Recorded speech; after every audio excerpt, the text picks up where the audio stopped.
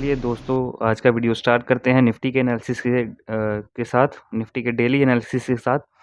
तो हमने पिछले कुछ दिनों में देखा कि जैसे कि निफ्टी यहाँ से एक कंटिन्यूअस फॉल दे रहा था और एक पैनिक सेलिंग आ रही थी मार्केट में, जो बायर्स अपना पोजीशन छोड़ रहे थे और उनको लग रहा था कि अब ये लेवल अब कुछ दिनों तक या कुछ हफ्तों तक दोबारा नहीं आएगा। तो ऐसी सेलिंग के बाद जब भी अगर बाइंग आती है, तो एकदम से अगर बाइंग आ रही है तो वो ऐसे नहीं आएगी, सीधी-सीधी बाइंग नहीं आएगी। पहले एक बाइंग आएगी, फिर एक सेलिंग आएगी, उसके बाद फिर एक बाइंग का ट्रेंड बनता है। तो अब चलते हैं शॉर्टर टाइम फ्रेम पे, इंट्राडे टाइम फ्रेम पे हम। तो हमने कल और आज के दिन में देखा कि मार्केट जैसे ऊपर जाने की कोशिश कर रही थी, तो उसको रेजिस्टेंस मिल रही थी और आज के दिन भी एक थोड़ा-सा अनसर्टेन डे रहा। पहले मार्केट फ्लैट सा ओपन हुआ, उसके बाद थोड़ा सेलिंग प्रेशर आया, उसके बाद बाइंग में एक अगेन ट्रिपल बॉटम उसने बनाया, उसके बाद ब्रेकआउट देके ब्रेकआउट फेल कर दिया और लोअर लेवल पे क्लोज़ हो गया। लेकिन अब हमने रिसेंटली कुछ दिनों में देखा कि यहाँ से सेलिंग आ रही है, सेलिंग प्रेशर बन रहा है। जैसे हमने डेली में देखा कि जब एक बॉटम फॉर्मेशन होना होता है मार्केट में, तो काफ़ी ज़्यादा सेलिंग के बाद तो ऐसे नहीं होता है कि एकदम से बाइंग आई और ऊपर ही ऊपर जब मार्केट चला गया। अब देखिए यहाँ से मार्केट ऊपर जाना स्टार्ट हुआ है और उसके बाद थोड़ी सेलिंग आई है। अब कल के लिए हमारी प्लानिंग क्या होगी? अब कल के लिए हमारी यही प्लानिंग है कि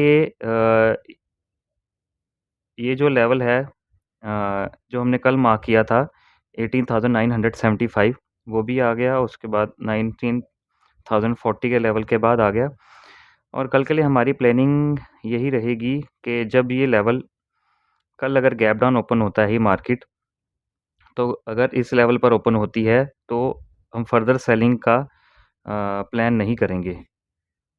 पर्सनली मैं तो नहीं प्लान करूँगा, यहाँ से एक बाउंस बैक की प्रोबेबिलिटी मुझे नज़र आ रही है, ठीक है? और अगर अच्छा बाउंस बैक मार्केट में आना है, तो इसी लेवल के आस-पास से आएगा, 18,950 के लेवल के आस-पास, ठीक है?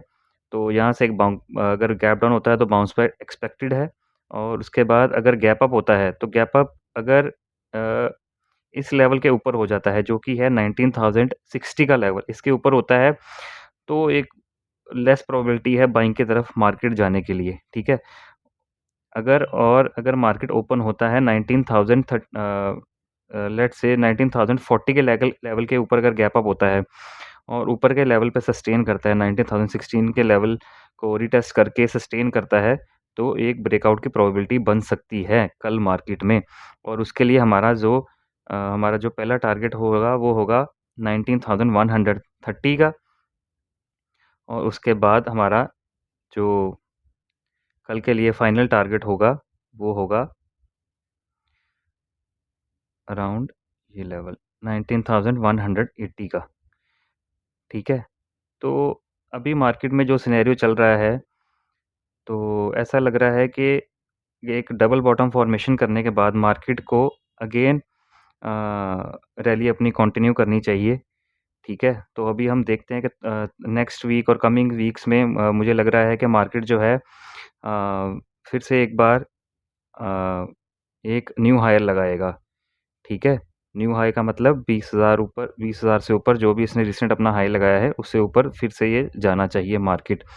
तो अभी कल के लिए जो हमने प्लानिंग की है वो यही रहेगी, अगर गैप डाउन होगा थोड़ा-सा तो इस लेवल से 18,940 के लेवल से एक बाउंस बैक एक्सपेक्ट कर रहा हूँ थोड़ा-सा मैं, ठीक है? और अगर गैप अप ओपन होता है तो हमने बात करी है कि अगर इस लेवल के ऊपर ओपन होता है 19,040 के लेवल के ऊपर ओपन होता है और ऊपर सस्टेन करता है, तो हमें एक ब्रेकआउट का चांस बनेगा और अगर इसके ऊपर 19,060 के ऊपर ही गैप अप ओपन हो जाता है, तो एक लेस प्रोबेबिलिटी है थोड़ा अपसाइड के लिए, ठीक है? और अब चलते हैं हम बैंक निफ्टी की तरफ। तो एक बात और है, कल के लिए अगर अप मूव आना होगा ज़्यादा, तो मोस्ट प्रोबेबली निफ्टी में आएगा as compare to bank Nifty, ठीक है? और बैंक निफ्टी के लिए भी हम देख सकते हैं कि 42,500 एक अच्छा सपोर्ट है।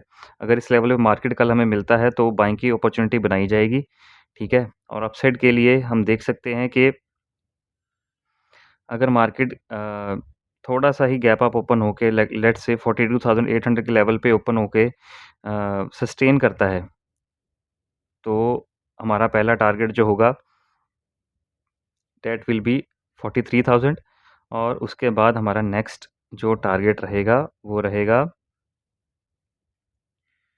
43,200 का कल के लिए, ठीक है? ज़्यादा रैली एक्सपेक्टेड है निफ्टी में as compare to bank Nifty, ठीक है? तो ये थे हमारे आज के डेली के लिए एनालिसिस निफ्टी और बैंक निफ्टी के। कल मिलते हैं एक नई वीडियो के साथ। Thank you.